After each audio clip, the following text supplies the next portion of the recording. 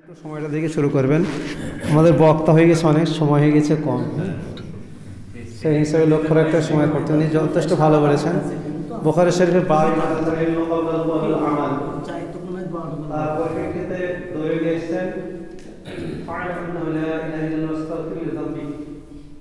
যে মানুষকে জ্ঞান অর্জন করতে হবে, তবে আমার প্রত্যেকটা শিক্ষার ক্ষেত্রে এখন আপনাদের সম্মুখে আসবেন ভাই শরীয়তুল্লাহ সাহেব। উনি ওনার নির্দিষ্ট বিষয়ে বলে 10 মিনিট বলবেন, সামনে ঘড়ি থাকছে, কারণ হচ্ছে দুটি বোর্ড আছে ক্ষেত্রে হয় 10 মিনিট, তো একটু তাকাবেন, সবাইকে একটু সুযোগ দিতে হবে।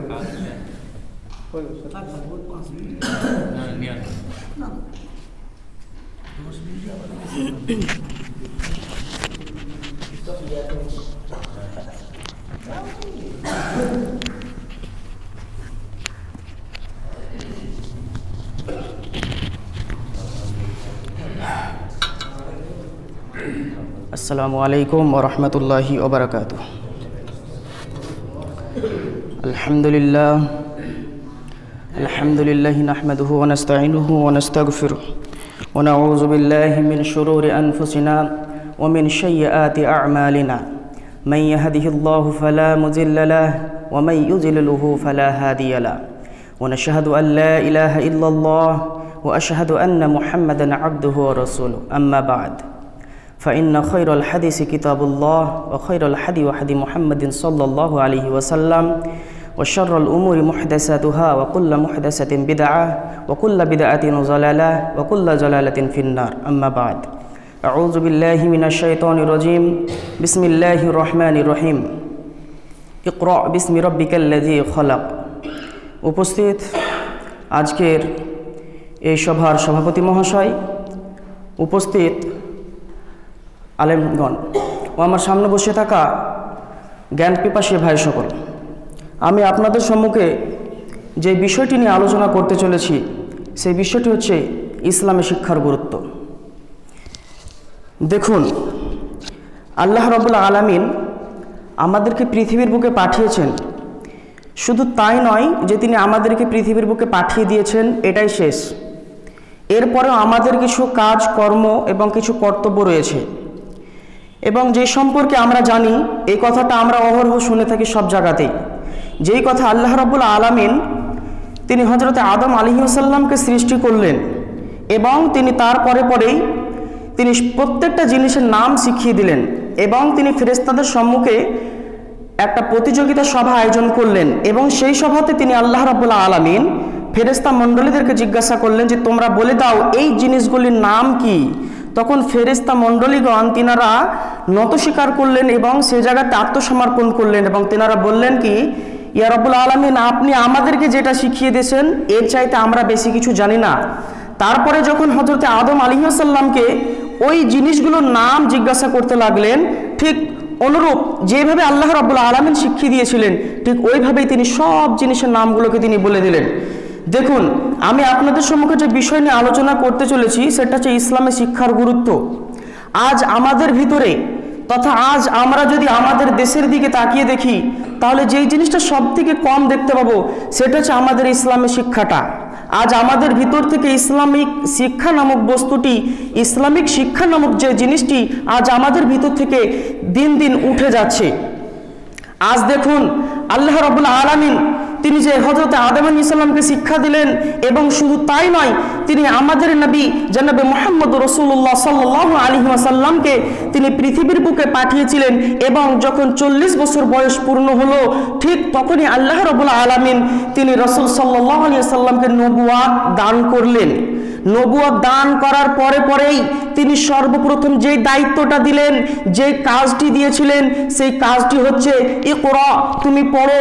আল্লাহ রাসূল সাল্লাল্লাহু আলাইহি ওয়াসাল্লাম তিনি যখন ওই গারে হিরাতে আল্লাহর ধ্যানে মগ্ন ছিলেন, আল্লাহ পাক রব্বুল আলামিনের ওহী নিয়ে জিবরাইল চলে এলেন এবং সেই জায়গাতে তিনি বলতে লাগলেন যে ইকরা, তুমি পড়ো, তুমি পড়ো তোমার সেই প্রভুর নামে।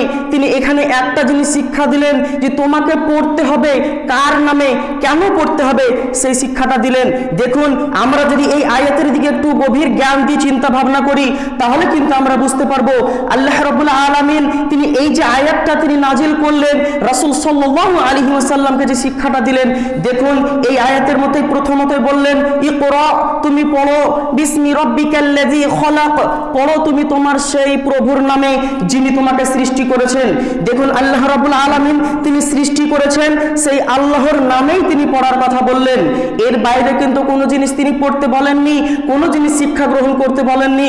শুধু তাই নয়, ইসলাম গ্রহণের পরে তথা আমরা যদি লক্ষ্য করি বা আমরা যদি দেখি তাহলে বুঝতে পারবো ইসলামের দিকে সর্বপ্রথম আল্লাহ তাবারাক ওয়া তাআলা নবী মুহাম্মদ রাসূলুল্লাহ সাল্লাল্লাহু আলাইহি ওয়াসাল্লামকে তিনি কিন্তু নামাজের বিধান দেননি, তিনি কিন্তু যাকাতের বিধান দেননি, তিনি সর্বপ্রথম দিলেন তিনি এই ইকরা প্রথমত শিক্ষা অর্জন করতে বললেন।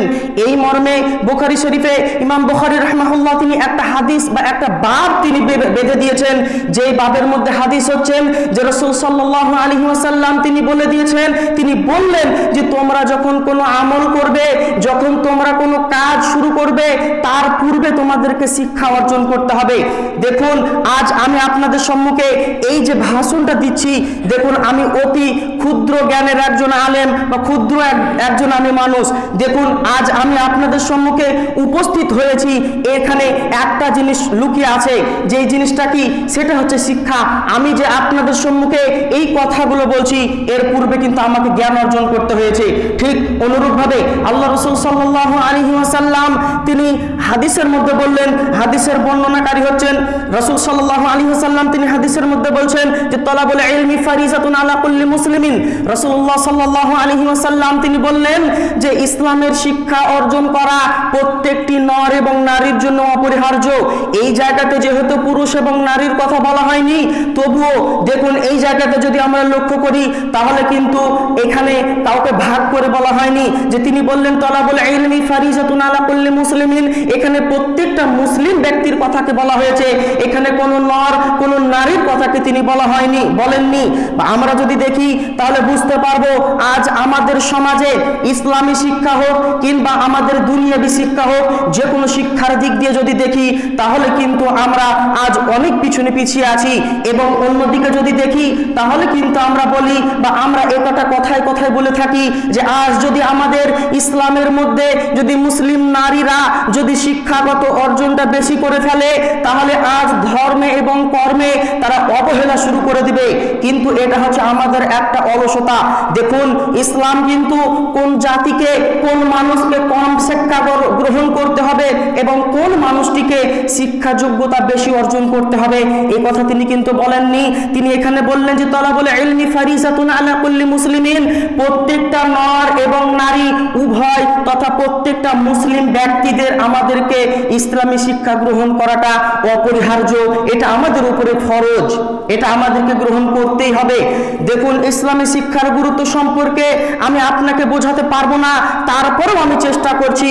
দেখুন রাসূল সাল্লাল্লাহু আলাইহি ওয়াসাল্লাম তিনি একটি হাদিসের মধ্যে বললেন মান খরাজা ফি তালাবিল ইলমি ফাহুয়া ফি সাবিলিল্লাহ, যেই ব্যক্তি ইসলামের শিক্ষা গ্রহণ করার জন্য বাড়ি থেকে বেরিয়ে গেল, মান খরাজা যেই ব্যক্তি বেরিয়ে গেল, ফি তালাবিল ইলমি যে জ্ঞান অর্জন করার জন্য, ফাহুয়া ফি সাবিলিল্লাহ সে আল্লাহর রাস্তাতে তার জীবনটাকে অতিবাহিত করতে লাগলো। যেমন একজন মুজাহিদ ইসলামকে রক্ষা করার জন্য দিনকে টিকিয়ে রাখার জন্য যখন ওই মুজাহিদ আল্লাহর রাস্তায় তিনি নেমে পড়েন, ঠিক ওই রকমই এই কথাটা বলা হয়েছে যে মান খরাজা ফি তালাবিল ইলমি ফাহুয়া ফি সাবিলিল্লাহ হাত্তা ইয়ারজি, যতক্ষণ পর্যন্ত ওই শিক্ষার্থী ওই জ্ঞান অন্বেষণকারী ব্যক্তি নিজের আশ্রয়স্থলে নিজের বাড়িতে যতক্ষণ পর্যন্ত সে ফিরে না আসবে ততক্ষণ পর্যন্ত বলা হচ্ছে কিনা ওই ব্যক্তিটি আল্লাহর রাস্তায় এসে তার জীবনকে অতিবাহিত করতে থাকলো।